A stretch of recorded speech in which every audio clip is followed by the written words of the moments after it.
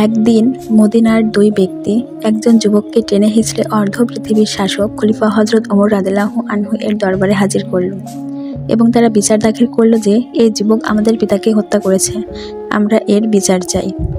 আমিরুল মুমিনিন খলিফা হযরত ওমর রাদিয়াল্লাহু আনহু সেই যুবককে তার বিপক্ষে করা দাবি সম্পর্কে জিজ্ঞেস করলেন। সেই যুবক বললেন, তাদের দাবি সম্পূর্ণ সত্য।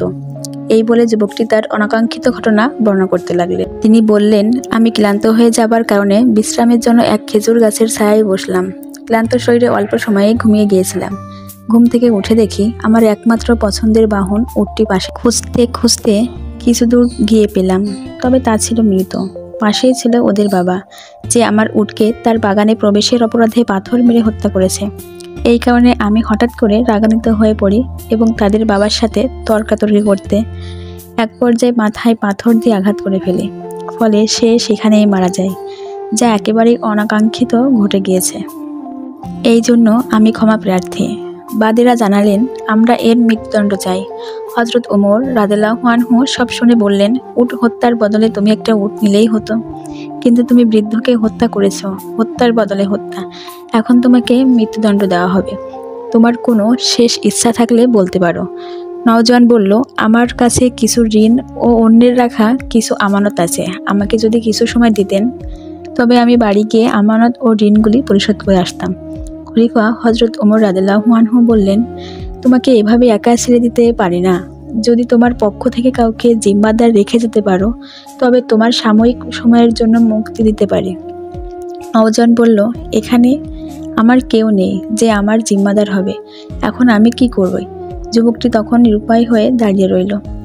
এই সময় হঠাৎ মজলিসে উপস্থিত এক সাহাবী, যার নাম হযরত আবু যর গিফারি রাদিয়াল্লাহু আনহু, দাঁড়িয়ে বললেন, আমি হব ওই ব্যক্তির জিম্মাদার। সাহাবী হযরত আবু যর গিফারি রাদিয়াল্লাহু আনহু এই উত্তরের সভায় উপস্থিত সবাই হতবাক।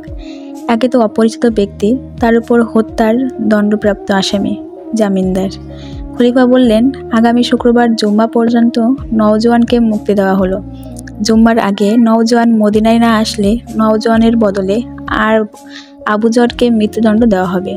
মুক্তি পেয়ে নওজোয়ান ছুটল মাইলের পর মাইল দূরে তার বাড়ির দিকে। আবু যর গিফারি রাদিয়াল্লাহু আনহু চলে গেলেন নিজ বাড়িতে। দেখতে দেখতে জুম্মাবার এসে গেল। নওজোয়ান আসার কোনো খবর নেই। হযরত ওমর রাদিয়াল্লাহু আনহু রাষ্ট্রীয় পত্রবাহক পাঠিয়ে দিলেন আবু যর গিফারি রাদিয়াল্লাহু আনহুর কাছে।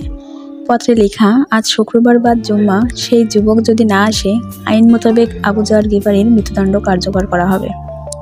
আবু যর যেন সময় মতো জুম্মার প্রস্তুতি নিয়ে মসজিদে নববীতে হাজির হন। খবর শুনে সারা মদিনায় থমথমে